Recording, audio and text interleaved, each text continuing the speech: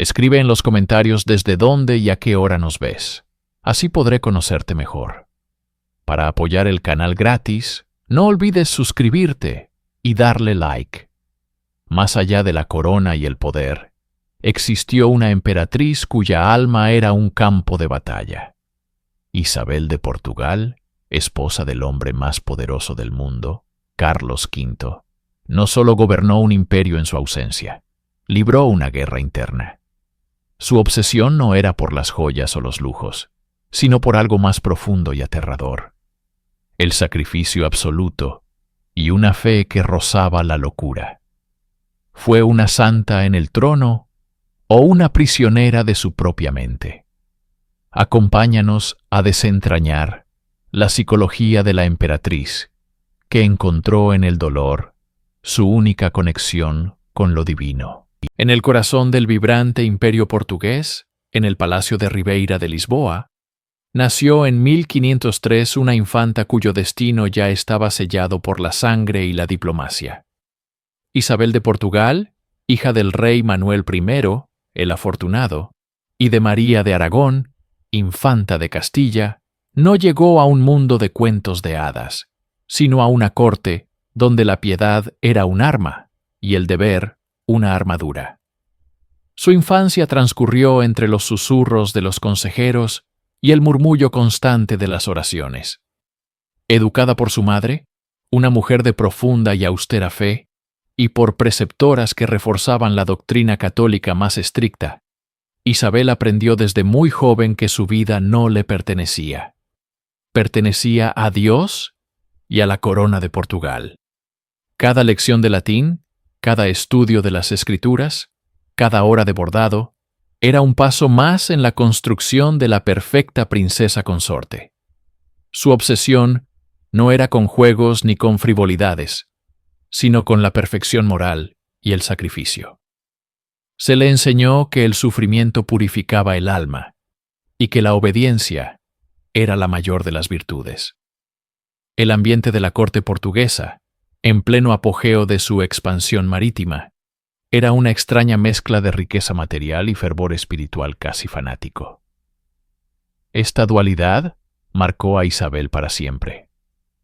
Veía el poder no como un privilegio, sino como una carga sagrada, una prueba impuesta por la divinidad que solo podía sobrellevarse con una devoción inquebrantable y una renuncia constante a los deseos personales. En los pasillos de su palacio lisboeta, entre tapices que narraban conquistas y reliquias de santos, se forjó el carácter de la futura emperatriz. Una mujer de inteligencia aguda, voluntad de hierro y una capacidad para el autosacrificio que rozaba lo patológico. Su destino era ser una pieza clave en el tablero europeo, y ella se preparaba para cumplir su papel con la solemne convicción de una mártir. El nombre de Isabel de Portugal resonaba en las cancillerías europeas mucho antes de que alcanzara la edad para casarse. Era la novia más codiciada del continente, no solo por su linaje impecable, que unía las casas de Avis y Trastámara, sino por la dote que la acompañaba. Una cifra astronómica de 900.000 doblas de oro, una fortuna capaz de financiar ejércitos y sostener imperios. Su primo, Carlos de Habsburgo, recién coronado emperador del Sacro Imperio Romano Germánico y rey de España, necesitaba desesperadamente esos fondos para consolidar su poder y financiar sus guerras contra Francia. El matrimonio era, ante todo, un contrato, un pacto estratégico diseñado para cimentar la alianza ibérica, asegurar la paz en la península y llenar las arcas imperiales. Para Isabel, este pacto no era una transacción fría, sino la materialización de su destino divino. Aceptó su papel con la misma gravedad con que aceptaba los sacramentos. La promesa de un imperio no la seducía por el poder, sino por la magnitud del sacrificio que se le exigiría. Dejar su patria, su familia y su lengua para unirse a un hombre al que no conocía, en una corte extraña, Era la prueba definitiva de su fe y su obediencia. Los retratos y las cartas cruzaban la frontera, construyendo la imagen de un esposo ausente y una esposa prometida. Mientras los diplomáticos debatían cada cláusula del contrato nupcial, Isabel se preparaba espiritualmente. Pasaba horas en oración, pidiendo la fortaleza para ser una esposa digna y una emperatriz justa. Su obsesión con el deber se intensificó. Cada acto de su vida se convirtió en una preparación para el momento en que se convertiría en la esposa del hombre más poderoso de la cristiandad. El viaje desde Portugal a la frontera española fue una procesión solemne, el paso de una infanta a una futura emperatriz, un camino de renuncia personal hacia un destino de inmenso poder y profunda soledad. En marzo de 1526, los reales alcázares de Sevilla se engalanaron para recibir a la infanta portuguesa. El aire estaba cargado de expectación y formalidad. Para Carlos V, este encuentro era la culminación de años de estrategia política. Para Isabel, era el momento de entregar su vida al servicio de un desconocido, cumpliendo el sagrado deber para el que había sido criada. Nada, sin embargo, los había preparado para lo que sucedió en esos salones moriscos. Cuando el emperador y la infanta se vieron por primera vez, el rígido protocolo de la corte se desvaneció.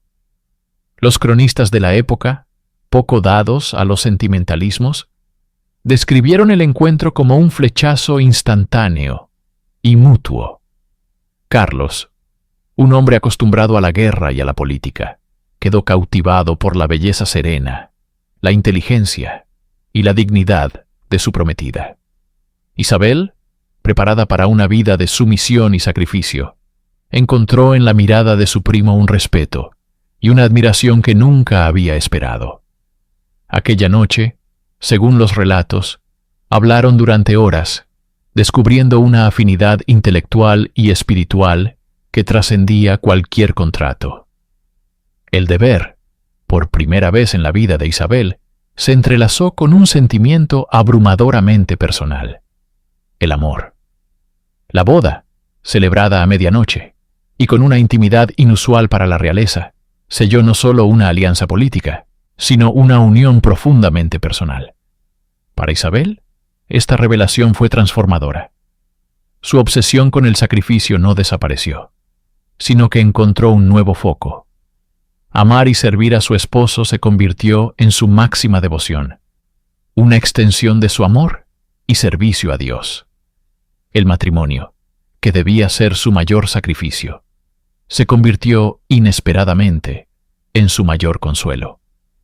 En los jardines de Sevilla, la emperatriz, obsesionada con el deber, descubrió que el amor podía ser la forma más elevada de servicio, fusionando para siempre la corona y el corazón en un solo y único propósito. El idilio sevillano no duró mucho. El imperio de Carlos V era vasto e inestable, un mosaico de territorios que exigía la presencia constante del emperador. A los pocos meses de su boda, Carlos partió, dejando a Isabel no solo como su esposa, sino como regente de los reinos de España. Para cualquier otra joven de 23 años, la tarea habría sido abrumadora. Para Isabel, fue la prueba definitiva para la que se había preparado toda su vida.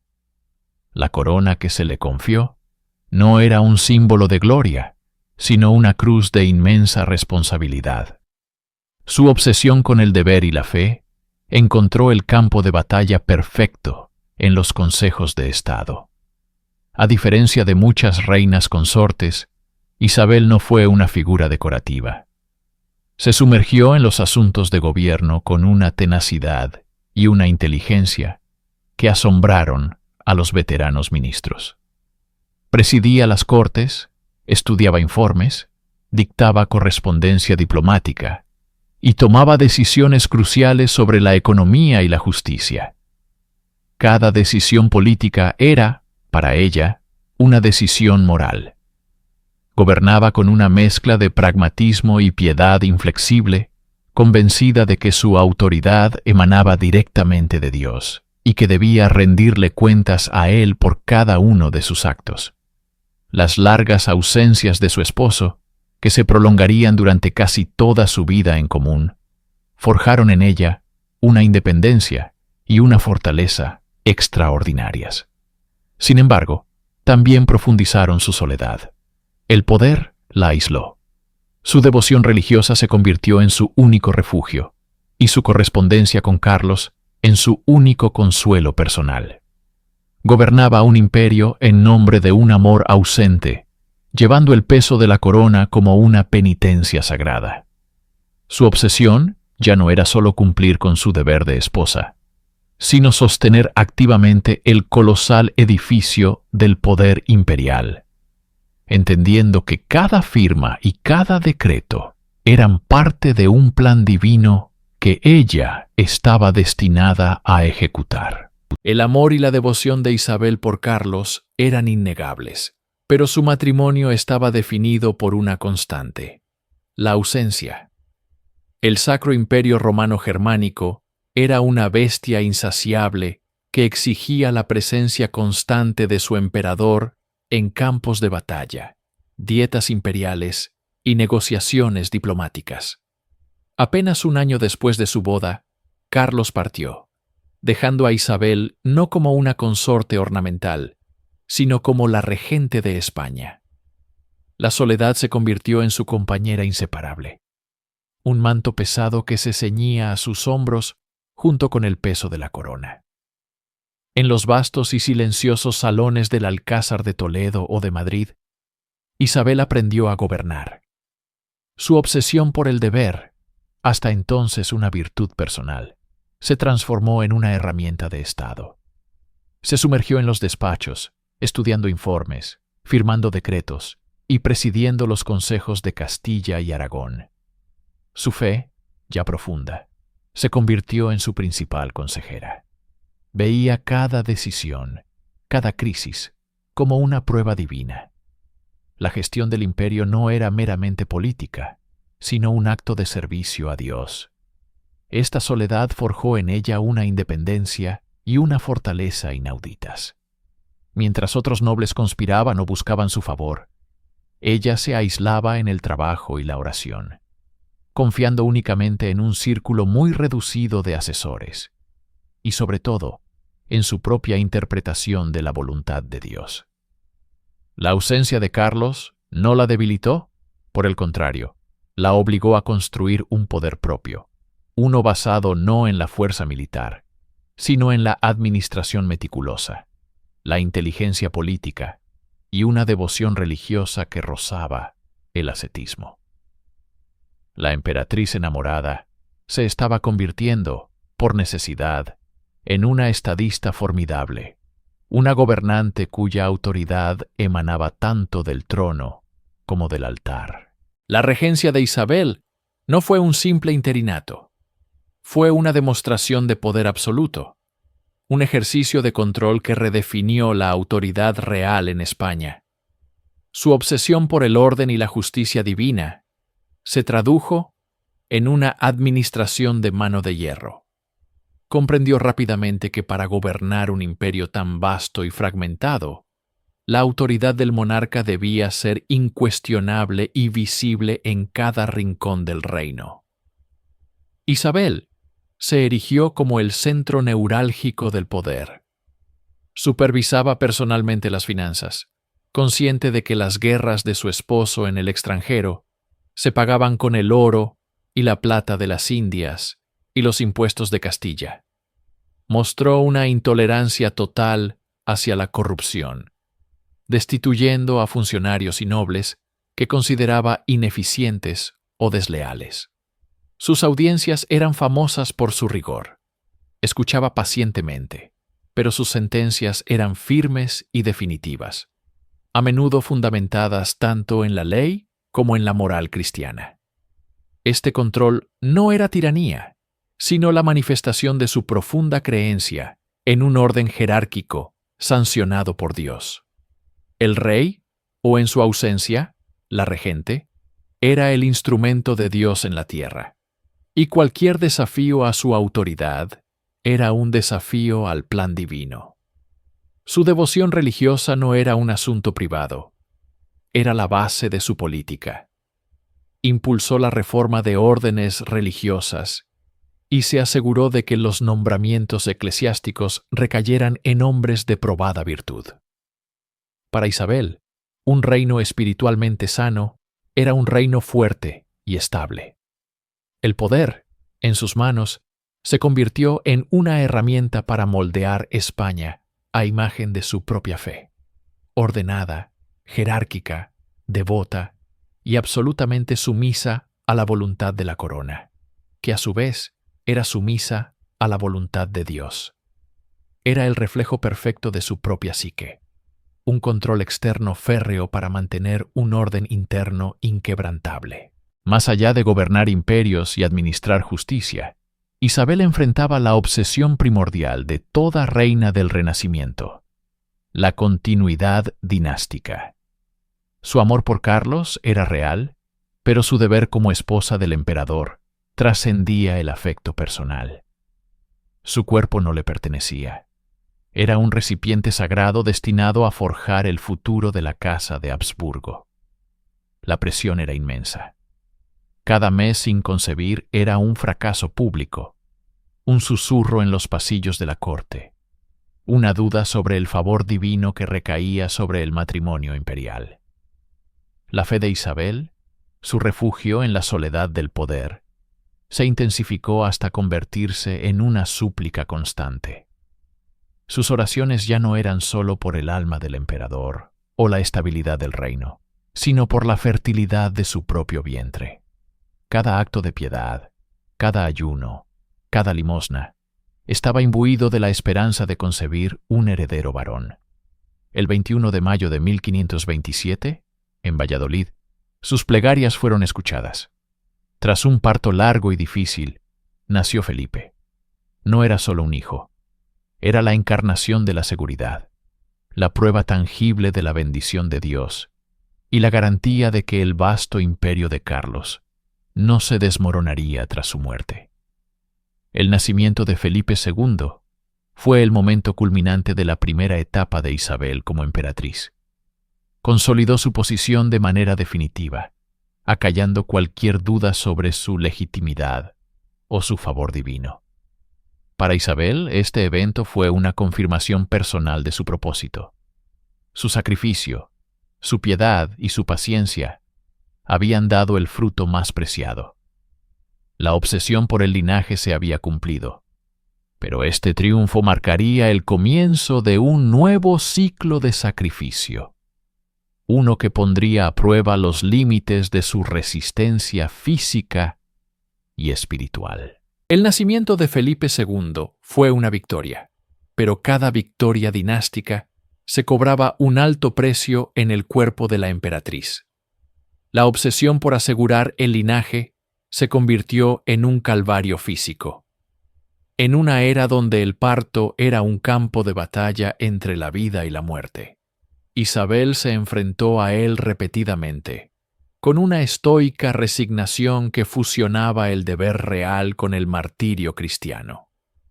Tuvo 7 embarazos en apenas 13 años de matrimonio. Solo 3 de sus hijos llegaron a la edad adulta. Cada embarazo era una prueba de resistencia, y cada parto, un evento traumático que la dejaba debilitada durante meses. Sufría de fiebres recurrentes y una salud cada vez más frágil.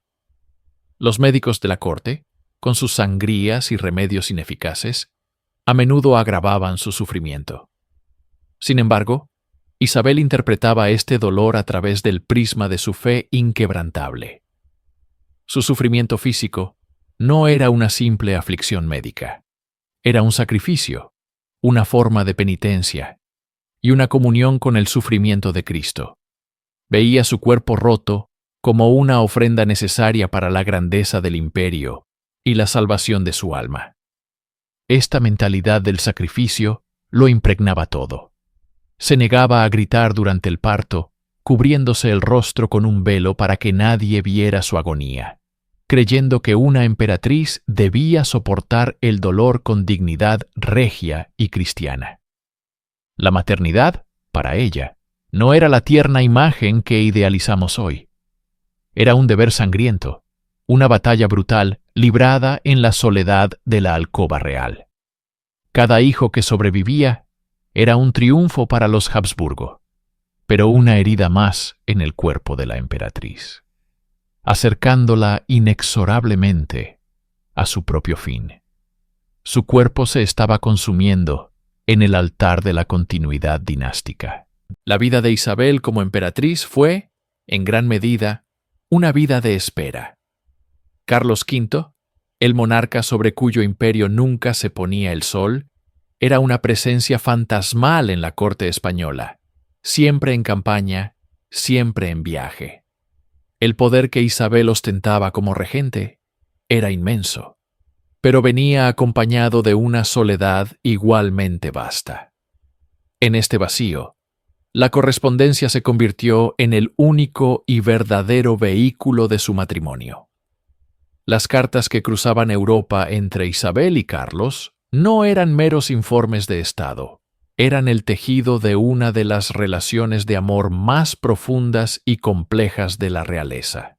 En ellas, Isabel no era sólo la gobernante prudente que informaba sobre los asuntos de Castilla y Aragón. Era una mujer consumida por la añoranza. Describía su salud, los progresos de sus hijos y, sobre todo, su inmenso deseo de volver a verle. Suplicios de amor y deber se entrelazaban en cada línea. Esta pasión epistolar se convirtió en una obsesión.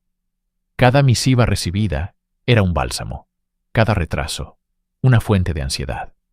Para Isabel, el acto de escribir y leer estas cartas era un ritual casi sagrado, una forma de mantener vivo a su esposo en su mente y en su corazón.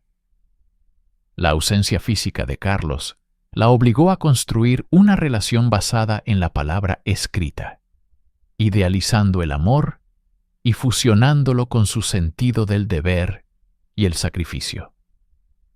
Este amor a distancia, alimentado por la tinta y el papel, fortaleció su carácter resiliente, pero también la empujó más profundamente hacia su mundo interior, un espacio donde el amor terrenal y la devoción divina comenzarían a librar una batalla silenciosa por el control de su alma.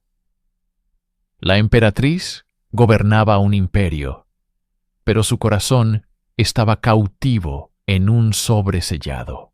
A medida que las ausencias de Carlos se prolongaban, convirtiéndose en años, la soledad de Isabel se solidificaba en una estructura inexpugnable: su fe. Si las cartas eran el puente hacia su amor terrenal, la religión se convirtió en su fortaleza. Para la emperatriz, la devoción no era un consuelo pasivo, sino una disciplina activa y rigurosa, una armadura forjada para proteger un corazón expuesto a la incertidumbre y el abandono. Su rutina diaria se transformó en un ciclo monástico dentro de los muros del palacio.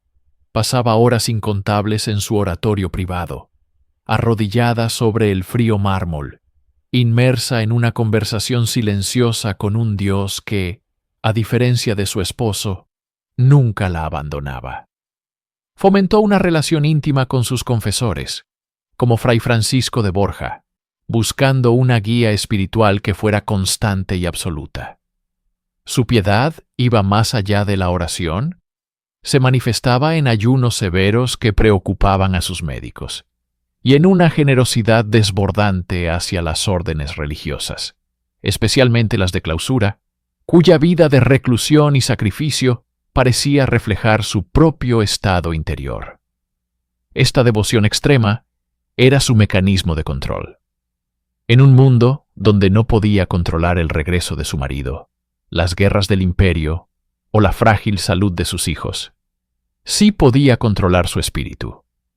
Cada rezo, cada acto de penitencia, era una afirmación de su poder sobre sí misma.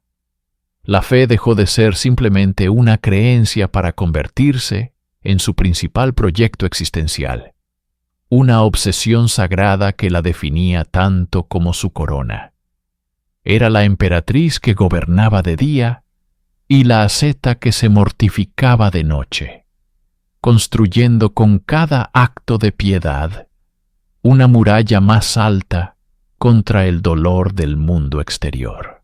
Mucho antes de que su hijo Felipe II erigiera los muros de granito de El Escorial, como símbolo del poder y la piedad de los Habsburgo, Isabel de Portugal ya había construido su propio monasterio interior. No era de piedra, sino de disciplina, silencio y una estética de austera solemnidad. Su corte, bajo su regencia, comenzó a reflejar esta fortaleza espiritual que ella erigía dentro de sí misma. La emperatriz transformó sus aposentos y, por extensión, el corazón del poder español en un reflejo de su alma. Se deshizo de los lujos y colores vibrantes que caracterizaban a otras cortes europeas, adoptando el negro como su color predilecto, no solo en el luto, sino como una declaración permanente de seriedad, devoción y desapego de las vanidades mundanas. Este rigor estético era la manifestación externa de su obsesión por el orden y el control espiritual. Exigía de sus damas de compañía una conducta intachable y un recato casi monacal, creando una atmósfera de perpetua cuaresma en los pasillos del Alcázar. No toleraba la frivolidad, las conversaciones vanas o el ocio improductivo. Su vida era un ejercicio constante de autodisciplina. Esta fortaleza interior la aislaba. Mientras otros nobles buscaban el placer y la intriga, Isabel se retiraba a sus cámaras para leer textos devocionales, meditar sobre la mortalidad o planificar la fundación de conventos. Estaba construyendo, pieza por pieza, un santuario personal impenetrable, un lugar donde las ansiedades del gobierno y la agonía de la ausencia no podían alcanzarla por completo. Este Escorial interior era su obra maestra, un palacio monasterio del espíritu, diseñado para preservar su fe y su cordura, pero que, inevitablemente, también la aprisionaba en una solemne y solitaria grandeza. Desde la distancia de la historia, la devoción de Isabel de Portugal se nos presenta como un modelo de piedad renacentista. Sin embargo, si nos acercamos y observamos con una lente psicológica, emerge una sombra de duda. ¿Era su fe inquebrantable una fuente de paz interior o la manifestación de un profundo tormento psicológico? La línea que separa la devoción ferviente de la obsesión patológica es a menudo delgada, y en el caso de Isabel, parece casi invisible. Su necesidad de control espiritual, sus ayunos extremos y sus interminables horas de oración podrían interpretarse no solo como piedad, sino como síntomas de una ansiedad abrumadora. La presión de gobernar un imperio, de producir un heredero varón sano y de vivir a la altura de un marido idealizado y ausente, era una carga monumental. ¿Fue la religión su refugio o su jaula? Algunos teólogos contemporáneos podrían haberlo llamado escrupulosidad, una condición de ansiedad religiosa caracterizada por un miedo patológico a cometer pecados y una compulsión por la penitencia. Cada acto de devoción podría haber sido un intento desesperado por aplacar una conciencia atormentada, por sentirse digna de un amor divino que compensara el amor humano intermitente que recibía. Sus constantes embarazos, seguidos de partos difíciles, y la pérdida de hijos, sin duda, dejaron cicatrices emocionales profundas. Un trauma que pudo haber canalizado hacia un sacrificio religioso extremo. Su fortaleza espiritual, esa armadura de fe, quizás no solo la protegía del mundo, sino que también la aislaba de sus propias emociones, reprimiendo el dolor y la ira bajo un manto de santidad. La pregunta persiste. ¿Estamos ante una santa en el trono o ante una mujer cuya mente, acosada por una presión insoportable, encontró en la obsesión religiosa la única vía de supervivencia? Mientras Carlos V forjaba un imperio en los campos de batalla de Europa, Isabel de Portugal forjaba su estabilidad desde los palacios de España. Su rol como regente no fue meramente ceremonial. Fue una inmersión total en el complejo y despiadado arte de gobernar. Lejos de ser una figura pasiva, Isabel presidía las Cortes de Castilla, negociaba con nobles recelosos y gestionaba las arcas de un imperio en perpetua expansión y conflicto. Su correspondencia con el emperador revela una mente aguda y estratégica, una mujer que comprendía las intrincadas redes del poder, desde la financiación de las campañas militares hasta la resolución de disputas locales. Su obsesión no era el poder por el poder mismo, sino el cumplimiento perfecto del deber. Cada decisión, cada decreto firmado, era un acto de servicio, un sacrificio personal en el altar del imperio y de su fe. Pero este poder tenía un coste devastador. El estrés era incesante, la presión, asfixiante. Las largas noches estudiando informes, las audiencias interminables y la responsabilidad sobre millones de almas la consumían lentamente. El desgaste no era solo político, sino profundamente físico y emocional.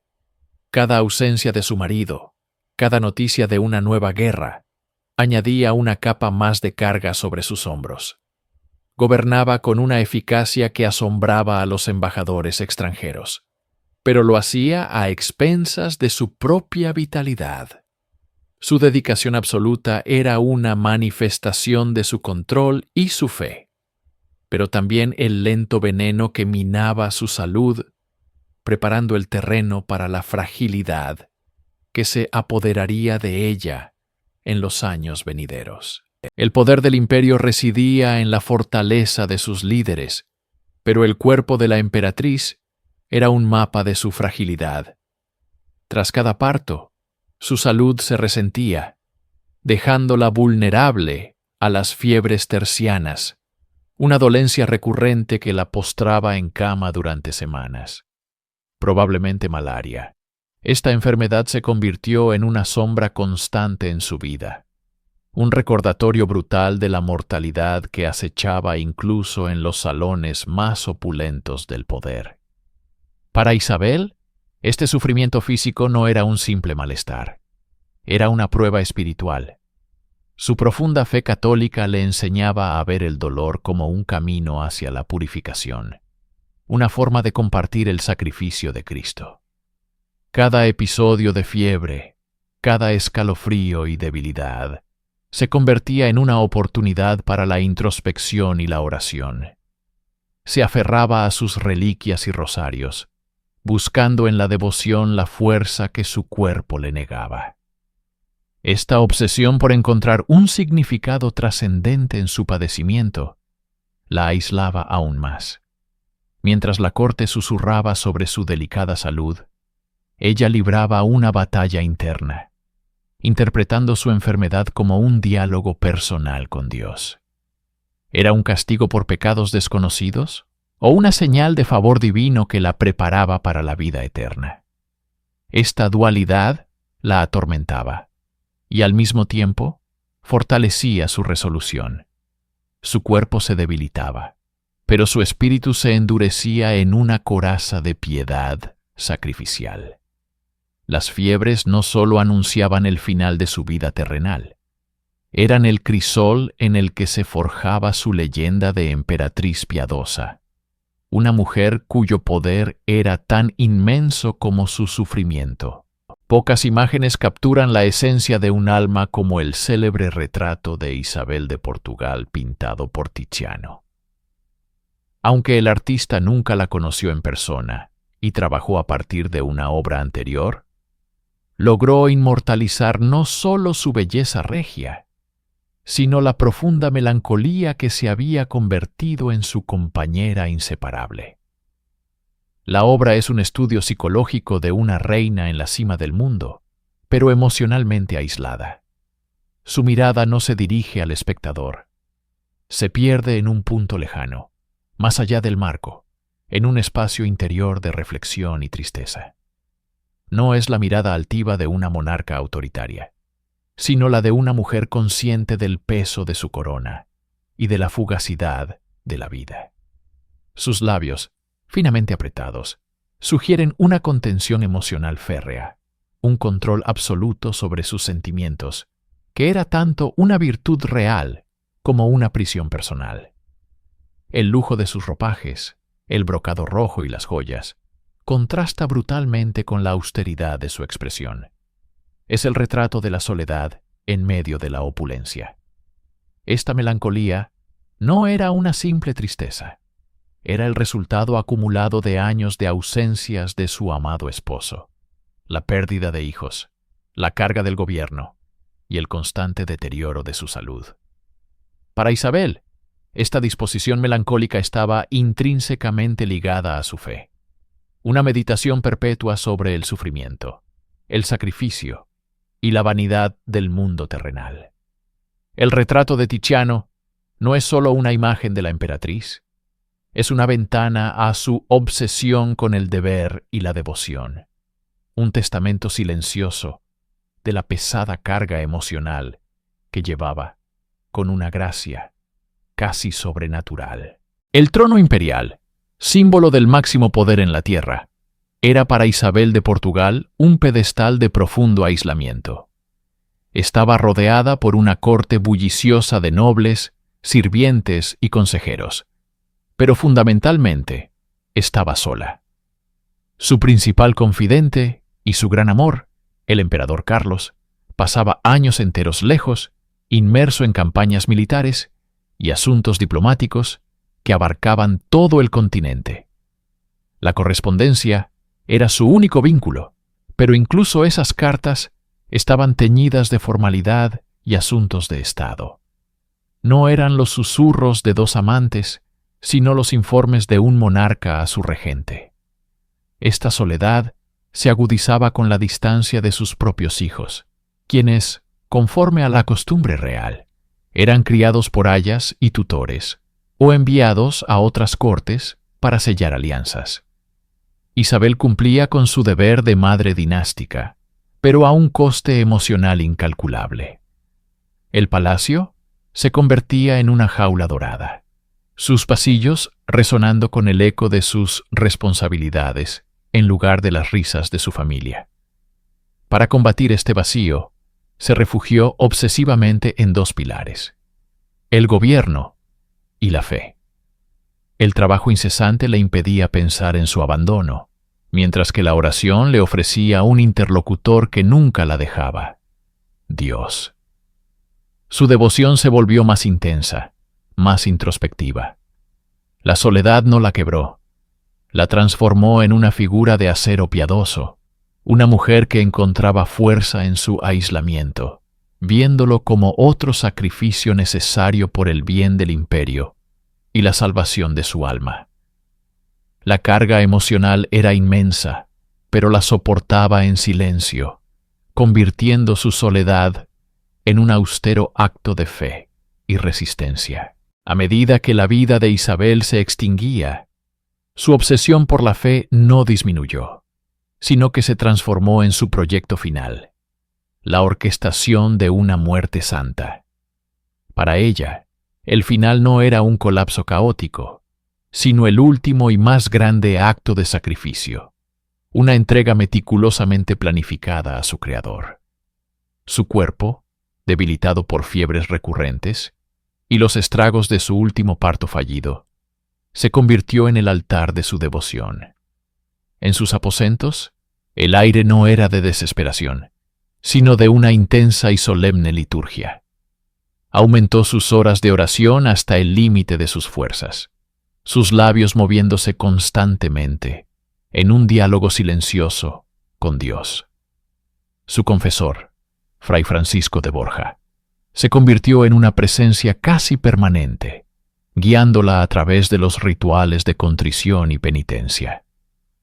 La emperatriz, que había gobernado con una lógica de hierro, aplicó la misma precisión a la salvación de su alma. Su testamento fue su obra maestra final. No era un simple documento de herencia, sino un tratado teológico sobre la buena muerte. Cada cláusula estaba diseñada para asegurar su paso al paraíso.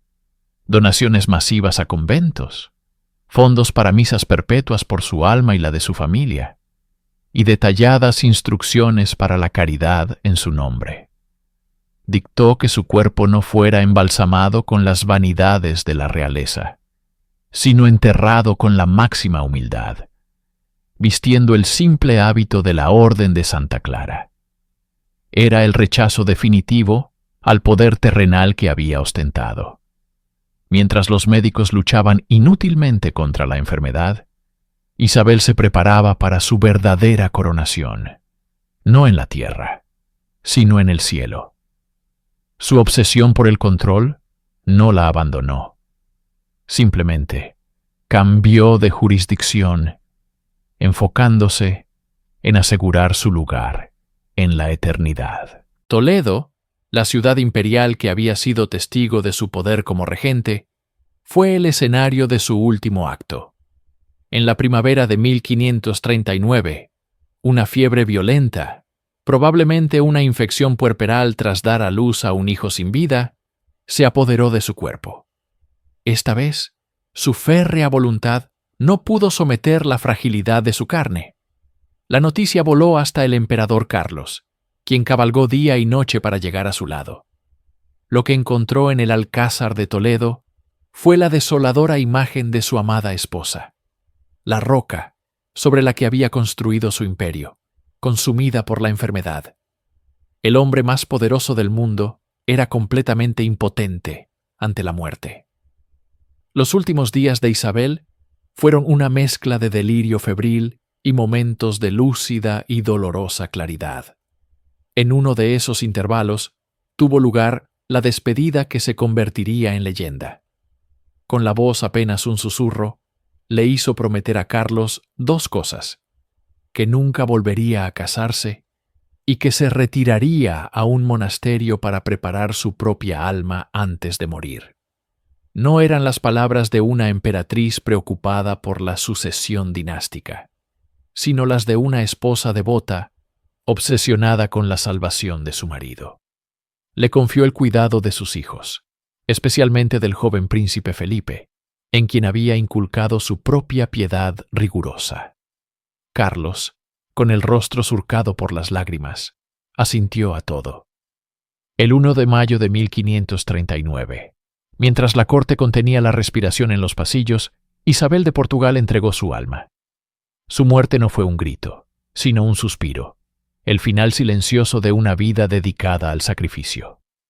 Para Carlos, el silencio que dejó su partida fue ensordecedor, un vacío que ninguna victoria militar ni conquista territorial podría jamás llenar. La muerte de Isabel no solo fracturó un imperio, destrozó a un hombre. La reacción de Carlos V fue la de un colapso total. Se encerró en sus aposentos del monasterio de los Jerónimos de la Sisla, cerca de Toledo, durante 2 meses. Se negó a ver a sus consejeros, a firmar documentos, a participar en el mundo que gobernaba. El emperador sobre cuyo imperio nunca se ponía el sol, vivía ahora en una oscuridad autoimpuesta, obsesionado por el recuerdo de su esposa. Su luto se convirtió en una leyenda y en una política de Estado. Vistió de negro riguroso por el resto de su vida, un recordatorio perpetuo de su pérdida. El dolor de Carlos tuvo un testigo crucial: Francisco de Borja, el hombre encargado de escoltar el féretro de la emperatriz desde Toledo hasta su lugar de entierro en la Capilla Real de Granada. Al llegar, la ley exigía que abriera el ataúd para verificar la identidad del cuerpo. La visión de la belleza de Isabel, ahora descompuesta por la muerte, le provocó una crisis existencial tan profunda que renunció a sus títulos y se unió a la Compañía de Jesús, convirtiéndose en San Francisco de Borja. El impacto de Isabel trascendía la vida. Pero el símbolo más poético de la obsesión de Carlos fue una flor, el clavel blanco. Era la flor favorita de Isabel, la que él asociaba con su pureza y su amor. Desde su muerte, el emperador ordenó que se plantaran claveles blancos en los jardines de cada palacio y monasterio en el que residía. Se convirtió en su compañero silencioso, un emblema de un amor que la muerte no pudo extinguir. Mientras Isabel había vivido obsesionada con Dios, Carlos viviría obsesionado con su memoria, transformando su dolor personal en un luto imperial eterno. Isabel de Portugal es a menudo recordada como la esposa amada, la regente competente, pero su verdadero legado es mucho más profundo y perturbador. Fue la arquitecta espiritual del Imperio español en su apogeo. Su obsesión personal con la fe, el sacrificio y la piedad no se quedó en su capilla privada. Se convirtió en la ideología no oficial de la monarquía hispánica. Su influencia, ejercida en silencio y con una determinación inquebrantable, fue tan crucial como las conquistas de los ejércitos de su marido. Como regente, demostró que la piedad no estaba reñida con la eficacia política. Gobernó con una mano firme y una mente clara, asegurando la estabilidad de los reinos españoles, mientras Carlos estaba ausente. Pero su principal contribución fue la de moldear el carácter de la corona. Inculcó en su hijo, el futuro Felipe II, su misma devoción austera y su sentido del deber divino, creando un monarca que se vería a sí mismo más como un siervo de Dios que como un rey. La corte de Isabel se convirtió en el modelo de la sobriedad y la moralidad católica que definiría a los Habsburgo españoles, en marcado contraste con el libertinaje de otras cortes europeas. Su vida fue la encarnación de la Contrarreforma, antes de que ésta fuera formalizada. Su obsesión por un catolicismo puro y sin concesiones se reflejó en la política imperial, justificando la lucha contra la herejía y la defensa de la fe, como la misión principal de España en el mundo. El legado de la emperatriz silenciosa es, por tanto, una paradoja. Una mujer de inmenso poder que buscaba la humildad, una gobernante terrenal, obsesionada con el cielo, y una figura silenciosa cuya devoción resonó con la fuerza de un trueno a través de los siglos, definiendo el alma de una nación y un imperio.